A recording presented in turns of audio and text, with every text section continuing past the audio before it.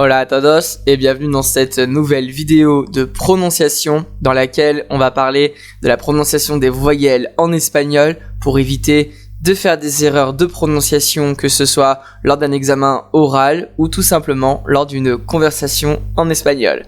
Vamos, jingle!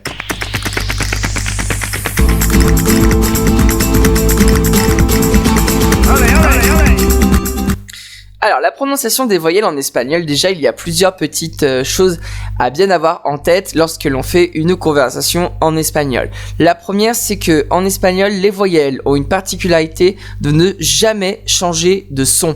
Donc, lorsque vous allez avoir plusieurs voyelles à côté, eh bien, chaque voyelle vont se prononcer. Car en espagnol, la règle d'or, c'est que toutes les lettres se prononcent. Il n'y a pas de voyelles muettes à part le H, mais toutes les voyelles vont se prononcer, qu'un mot fasse une lettre ou plusieurs lettres.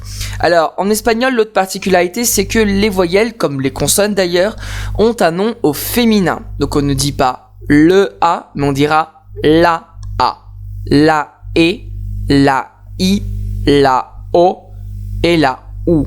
Donc ça, c'est le nom des voyelles.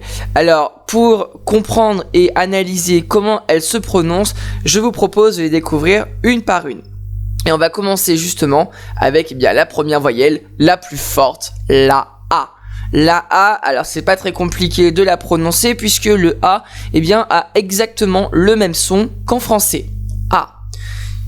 3 mots pour justement comprendre comment elle se prononce avec le premier mot, la pizarra, le tableau, el gato, le chat, et enfin la alumna. La alumna, pour une élève au féminin.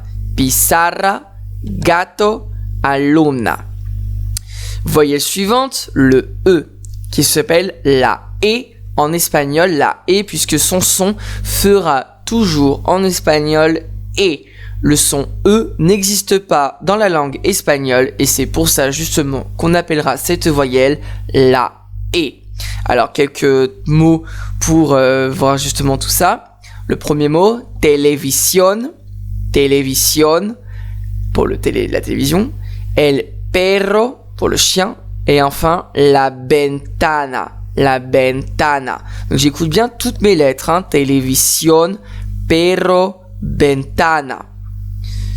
Troisième voyelle, la I. Très simple puisque son son est exactement le même qu'en français, avec 3 mots, 1000, chimenea, bolígrafo. Alors sur le mot bolígrafo, on peut voir que le I a un accent aigu. Je rappelle que c'est le seul et unique accent qu'il existe en espagnol, et un accent aigu peut se placer sur n'importe quelle voyelle, le A, le I, le O, le U, sans problème, puisque en espagnol, seul et uniquement que l'accent aigu existe. Il n'y a pas d'accent grave dans la langue espagnole. On peut éventuellement trouver des accents graves en Espagne, notamment en catalan, mais on est en train d'étudier la langue espagnole, donc bien retenir que l'accent grave n'existe pas. Autre voyelle, le O, la O, et ça tombe bien puisque son son est exactement le même qu'en français. 3 mots exemples, el oso, el beso et el ordenador. J'écoute bien le son O, oso, beso, ordenador.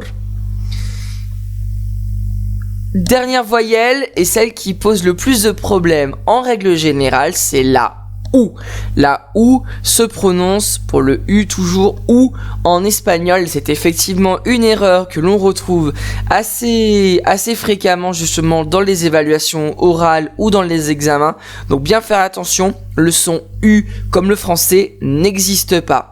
3 mots exemples encore une fois, le mot Pérou pour le Pérou, la puerta, j'écoute bien donc la différence de son entre le OU de la U et le E de la E.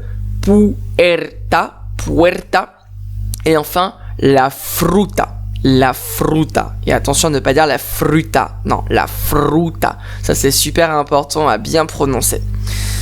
Voilà, c'est tout pour cette vidéo. J'espère que la prononciation des voyelles est dorénavant plus claire pour vous.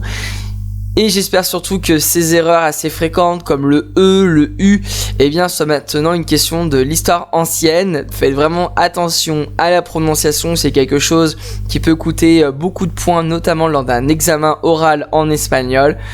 Je vous remercie de votre écoute. N'hésitez pas à vous abonner à la chaîne et activer les notifications pour ne pas louper les prochaines vidéos. Et moi je vous dis hasta luego. Adios.